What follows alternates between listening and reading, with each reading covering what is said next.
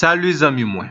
Nan numéro 89, nan rubrique nou an, ma Bible, mon trésor, avant nous continuer avec l'épître de Paul aux Éphésiens, n'a rappelé ou. Nous toujours kembe même objectif là dans rubrique ça. C'est pour capable motiver ou pour aimer, tendre, lire, pratiquer la Bible qui c'est la parole de Dieu. L'épître de Paul aux Éphésiens, c'est un livre fondamental dans l'histoire de l'Église Christ là. Le livre fournit un enseignement très solide sur le fondement, la nature, le développement, la mission, la destinée et les multiples richesses de l'Église de Christ. Et même avec tout l'autre livre dans la Bible, là, le message de l'épître de Paul aux Éphésiens est centré sur la personne du Christ. Livre l'a présenté les richesses insondables de Christ. Chapitre 3, verset 8, terminé comme ça. Cette grâce a été accordée d'annoncer aux païens les richesses incompréhensibles de Christ. Malheureusement, c'est pas un pile chrétien qui connaît et qui comprend que les richesses en Christ sont inépuisables et sans limite. Le livre présente les richesses de la personne de Christ, les richesses de l'œuvre de Christ, les richesses de la gloire de Christ.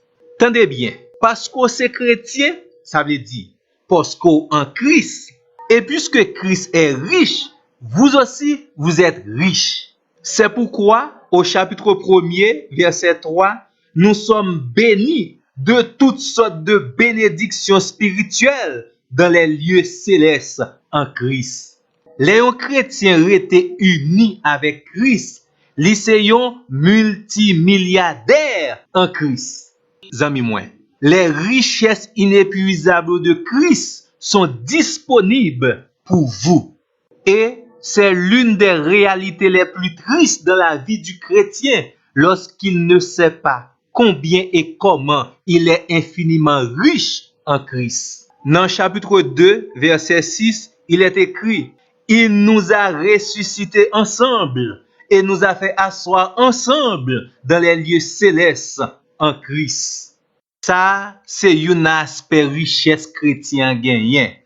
Maintenant, il est capable chita, reposer tranquillement dans les lieux célestes avec Christ pour contempler l'œuvre qui a été achevée et accomplie par Christ. Moi, par contre, sous réaliser la profondeur de l'enseignement de l'apôtre Paul. Pour marcher selon la volonté de Dieu, il faut être assis dans les lieux célestes avec Christ.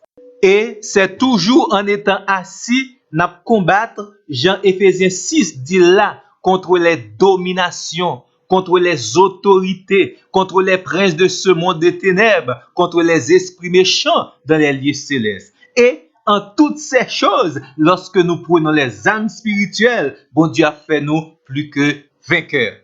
Pour qui ça? Parce que les richesses de Christ pour nous sont inépuisables. Maintenant, que faire pour profiter pleinement des richesses en Christ? Premièrement, commencez par une prière. Éphésiens, chapitre 1er, verset 18. Demandez à Dieu d'illuminer les yeux de votre cœur pour que vous sachiez quelle est l'espérance qui s'attache à votre appel, quelle est la richesse de la gloire de son héritage qu'il réserve aux saints. Deuxièmement, chapitre 3, verset 17. Demandez à Christ d'habiter dans votre cœur par la foi, afin qu'étant enraciné et fondé dans l'amour, vous puissiez comprendre avec tous les saints quelle est la largeur, la longueur, la profondeur, la hauteur de l'amour de Christ. Troisièmement, chapitre 4, verset 17. Ne marchez pas comme les païens qui marchent selon la vanité de leurs pensées. Quatrièmement, chapitre 5, versets 10 et 11. Examinez ce qui est agréable au Seigneur et ne prenez point part aux œuvres infructueuses des ténèbres, mais plutôt condamnez-les. Cinquièmement, chapitre 6, versets 10 et 11. Fortifiez-vous dans le Seigneur et revêtez toutes les âmes de Dieu. L'épître de Paul aux Éphésiens, mes amis, sont un livre vraiment extraordinaire. Et ça fait, Macmando, profiter de l'occasion ça pour lire, relire l'épître de Paul aux Éphésiens et ou mettre fait éloge quantité richesse que vous gagnez en Christ. Bonne lecture.